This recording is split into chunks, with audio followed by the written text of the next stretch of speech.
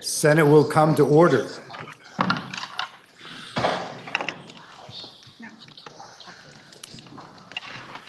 We will begin with a moment of silence in lieu of a devotional.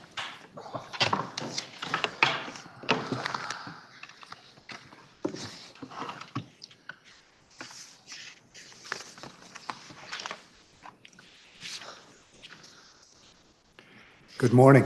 Good morning. Please join me in the Pledge of Allegiance. I pledge allegiance to the flag of the United States of America and to the republic for which it stands, one nation, under God, indivisible, with liberty and justice for all. Are there any announcements? Seeing none. Oh, Senator from Rutland. Thank you, Mr. President. I move that the Senate Government Operations Committee be relieved of H 941 and it be committed to the Senate Agriculture Committee. Senator from Rutland has moved that H 941 be transferred to the Committee on Agriculture from the Committee on Government Operations. Are you ready for that question? If so, all those in favor signify by saying aye. Aye. All those opposed, nay. Nay. The ayes appear to have it. The ayes do have it, and you have moved H 941 to the Committee on Agriculture. We have a joint resolution. We have a Rule 31 referral, and that is H 549, being on the calendar for notice and affecting the revenues of the state under Rule 31 is referred to the Committee on Finance. We have a joint resolution to take up at this time, JRS 48, relating to weekend adjournment, offered by Senator Baruth of Chittenden Central. Please listen to the reading of the resolution. Resolved by the Senate and House of Representatives that when the two houses adjourn on Friday, April 10, 2026, it be to meet again no later than Tuesday, April 14, 2026. Now you've heard the reading of the resolution. The question is, shall the Senate adopt the resolution on its part? Are you ready for the question? If so, all those in favor signify by saying aye. Aye. All those opposed, nay. The ayes have it, and you have adopted the resolution.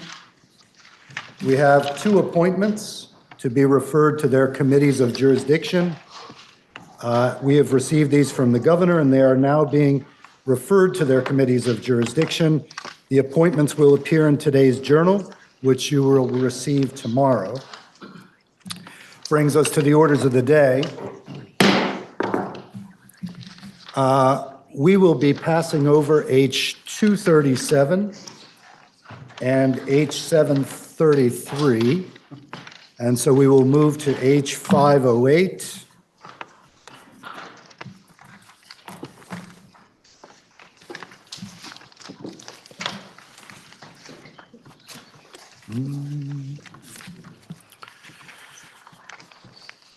We have on the calendar for action H 508, which was referred to the Committee on Government Operations, which reports that it should pass.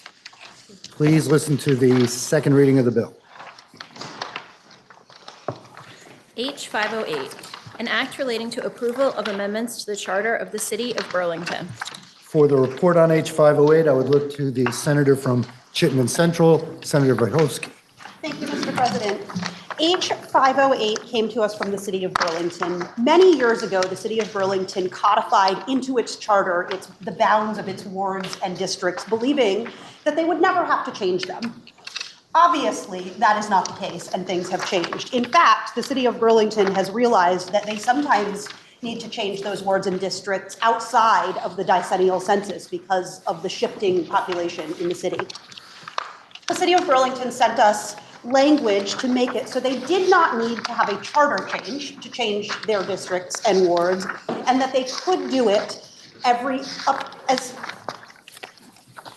frequently as every 5 years. However, as we dug into this, we realized that due to the changing in the population of Burlington, it might happen that they need to do it more frequently than every 5 years. And so we worked with the city attorney and our legislative council to craft language that accomplished what the city of Burlington was trying to do without a limit on only being able to change their charter every 5 years. What the city of Burlington wanted to do is to be able to adjust the lines of their wards and districts if the census data, which does come out yearly, it is a little less robust than the decennial census, but there is still data every year. They wanted to be able to change those if the deviation was outside of the constitutional bounds. But what they didn't want is for the city to be able to change those bounds just because they feel like it. So we worked with legislative council to draft language that allows the city of Burlington to do their wards and districts with the decennial census as is standard, as well as outside of that, should the deviation be unconstitutional. The city attorney has approved the language that is in your calendar as accomplishing what the city was trying to do without limiting them should it not be within that 5-year bound. We had a lot of conversation about the building and housing in Burlington and how quickly those districts can shift and change. And they believe that the language in front of you does accomplish what they are hoping to do. It limits their ability to just change the districts because they feel like it or an election didn't go the way someone wanted, but it does allow them to change them should the bounds of those wards and districts be outside of the constitutional deviation. The vote in your committee on this charter was 5-0-0, and we ask for the chamber's support. Question is, shall the bill be read the third time? Oh, there is an amendment. Wait, what? Oh, okay. Okay. Senator from Chittenden Central. The amendment actually does what I just said it did. Thank you. Okay, and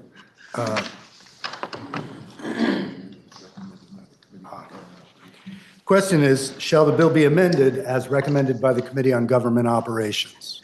Are you ready for that question? Senator, Point of clarification, is the Senator from amendment the Addison. one that's in the calendar, or is there a separate amendment that, the report is in the calendar. it is the calendar? Okay, thank you.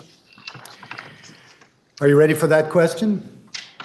If so, all those in favor signify by saying aye. Aye. All those opposed, nay. The ayes have it, and you have ordered third reading of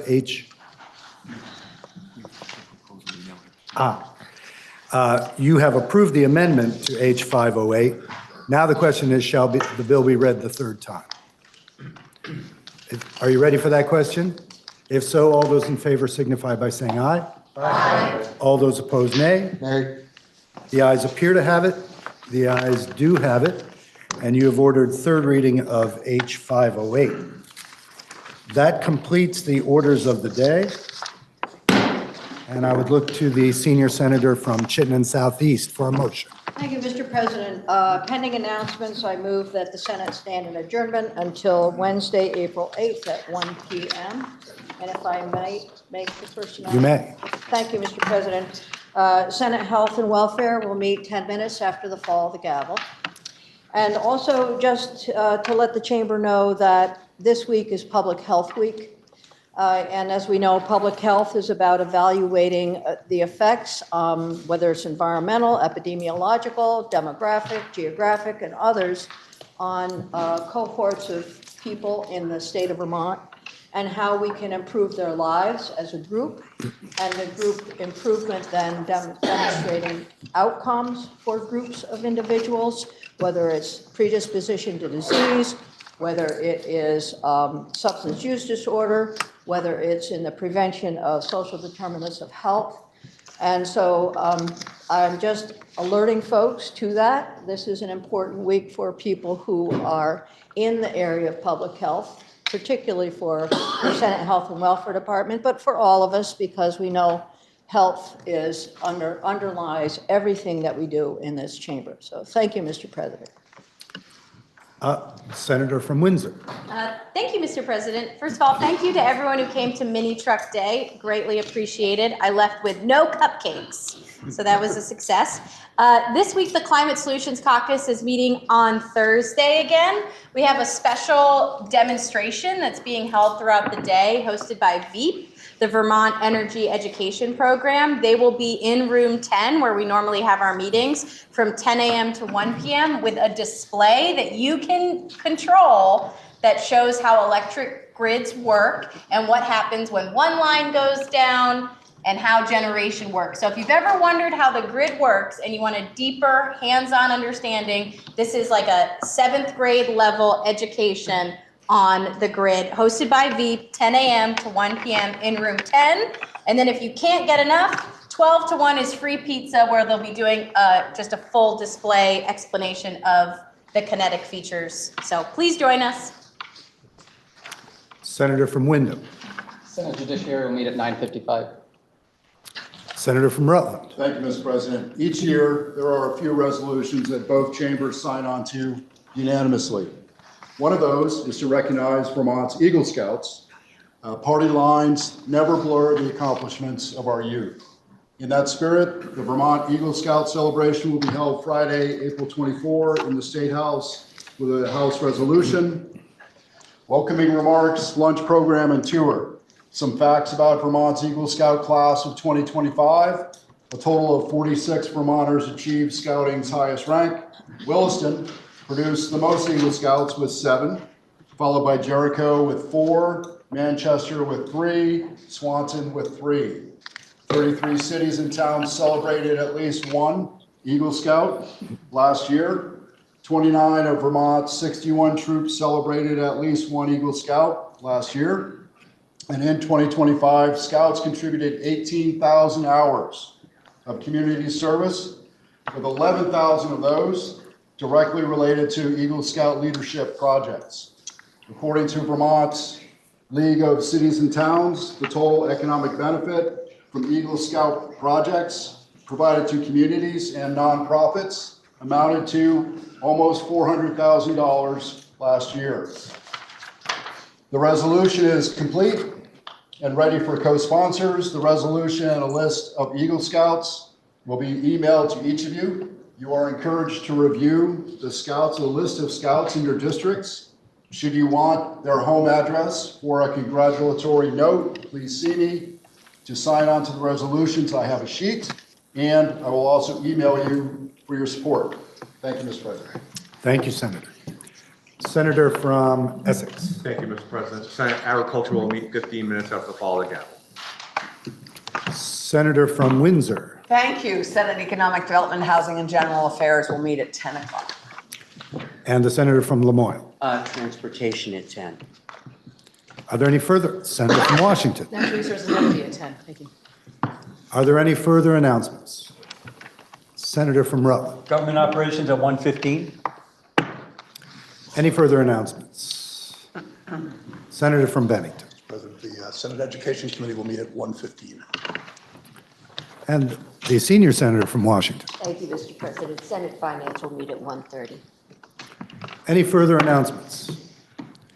Seeing none, the senior senator from Chittenden Southeast has moved that the Senate stand in adjournment until 1 p.m. Wednesday, April 8th, 2026. Are you ready for that question? If so, all those in favor signify by saying aye. Aye. All those opposed, nay. The ayes have it, and we stand in adjournment until 1 p.m. Wednesday, April 8th, 2026.